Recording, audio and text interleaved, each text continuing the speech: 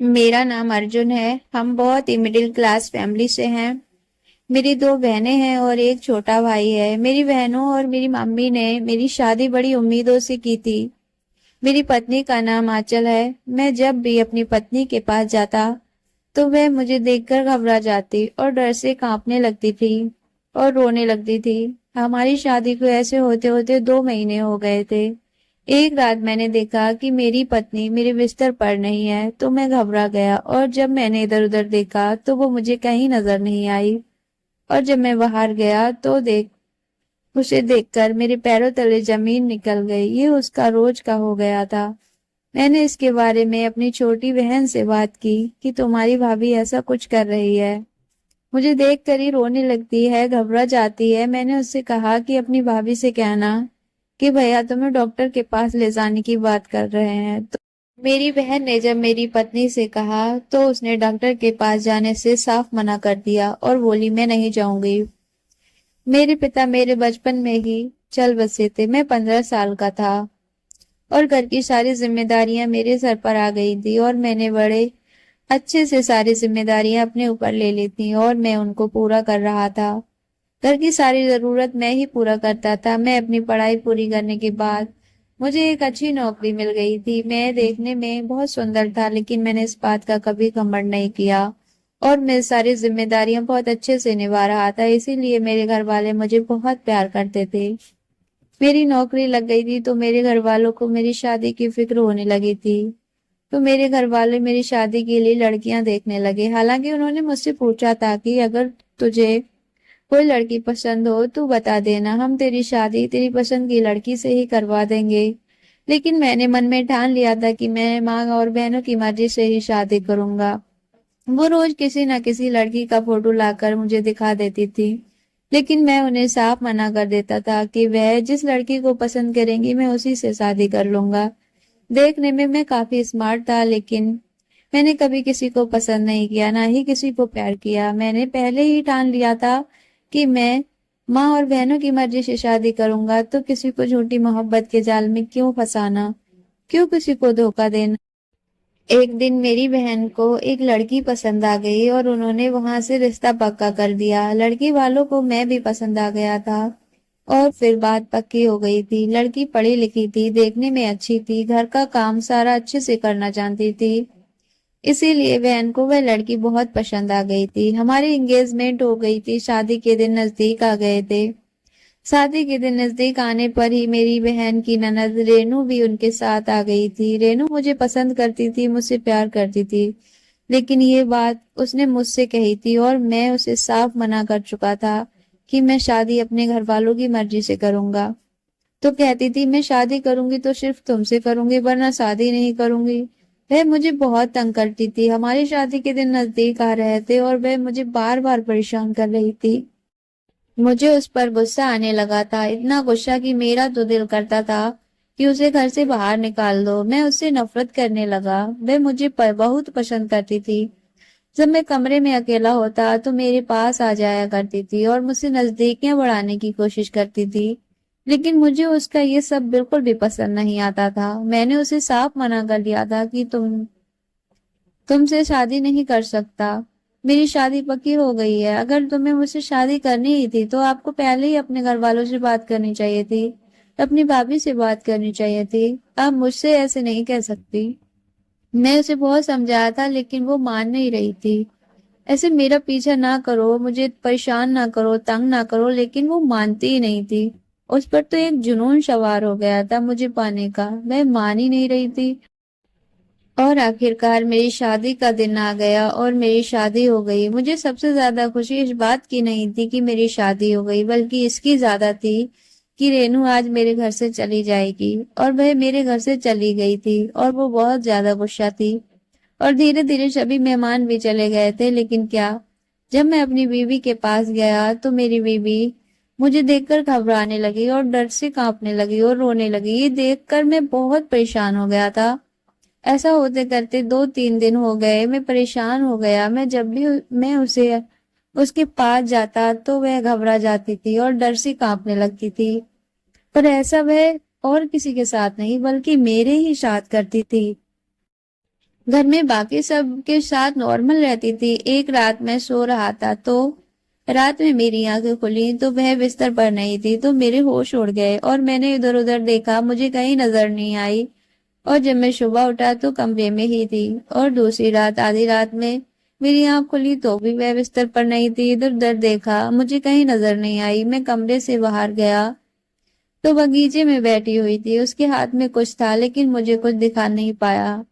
मैंने सोचा कि उसके पास जाऊं या ना जाऊं तो मुझे देखकर रोने लगेगी, लेकिन मैं उसके पास गया तो फिर वह मुझे देखकर रोने लगी, घबराने लगी। मैंने बहुत पूछने की कोशिश की कि लेकिन वो मेरी कोई बात नहीं सुन रही थी। लेकिन अब ये बात सबको पता चल गई थी कि मेरी पत्नी मुझे मेरे साथ क्या कर रही है और कैसे रहती है। मेरे पास आने पर रोने लगती है, घबरा जाती है। तो मेरी मम्मी ने मुझसे कहा शायद तेरी पत्नी पर जादू टोने का असर हो गया है, इसीलिए वो तुझसे दूरियां बना रही है और मैं इसे किसी तांत्रिक बाबा के पास लेकर जा रही हूँ। मुझे इन सब बातों पर विश्वास नहीं था, इसीलिए मैंने ये बात अपने मन में रखी। मैंने माँ से कहा, माँ अगर तुम्हें ये सब ठीक लग रहा है तो तुम करो, मुझे कोई ऐतराज नहीं है। लेकिन ये बात जो मैंने अपने दोस्तों से कही तो मेरे दोस्तों ने भी यही कहा, तुम्हारी बेबी पर कोई जादू टोने का असर हो गया है या फिर उसकी मेंटल कंडीशन ठीक नहीं है। मैंने कहा जादू टोना कैसे हो सकता है। उसने कहा कि तुम्हारा कोई तो रिश्तेदार होगा जो तुमसे जलता होगा और उसने बदला लेने के लिए जादू टोना करवा दिया होगा। लेकिन मुझे इन सब बातों पर विश्वास नहीं था। फिर बाद में मेरे दोस्त ने कहा उसकी मेंटल कंडीशन ठीक नहीं है तो तुम उसे किसी डॉक्टर के पास ले जाओ। लेकिन जब मैं घर आया और मैंने उससे कहा कि हमें डॉक्टर के पास चलना है तो वो रोने लगी और घबरा गई और उसने मना कर दिया कि मैं डॉक्टर के पास नहीं जाऊंगी। मेरी माँ भी तांत्रिक बाबा के पास उसे लेकर चली गई। उसने ताबीज वगैरह दे दिए। कुछ ताबीज मम्मी ने मेरे कमरे में रख दिए थे और कुछ आंचल को पहना दिए थे, लेकिन मैं उस पर नजर रख रहा था। एक दिन एक रात मैंने सोने की एक्टिंग की और उसे लगा जैसे कि मैं सो रहा हूँ। कमरे में अंधेरा था। धीरे धीरे वह बेड से नीचे उतरी और 5 मिनट में कमरे से बाहर चली गई और मैं भी उसके पीछे पीछे कमरे से बाहर चला गया। इस बार वह गार्डन में नहीं जा रही थी बल्कि वह छत के ऊपर जा रही थी सीढ़ियों से होकर। मैं भी उसके पीछे पीछे जाने लगा और जब मैंने जाकर देखा तो वह छत पर कोने की साइड में जाकर खड़ी हो गई और मैं भी दीवार की आड़ में खड़ा हो गया। चारों तरफ अंधेरा था लेकिन चांद की रोशनी में वह मुझे साफ नजर आ रही थी। मैंने उसे देख रहा था। उसने अपने पल्लू से कुछ निकाला। देखने में मुझे ऐसा लगा जैसे उसने मोबाइल निकाला हो, लेकिन कभी मैंने उसे मोबाइल दिया ही नहीं था, तो उसके पास मोबाइल कहाँ से आ गया। लेकिन सच में मोबाइल ही था और उसने उसे निकालकर अपने कान पे लगा लिया और बातें करने लगी। उसकी बातें मुझे साफ सुनाई दे रही थी।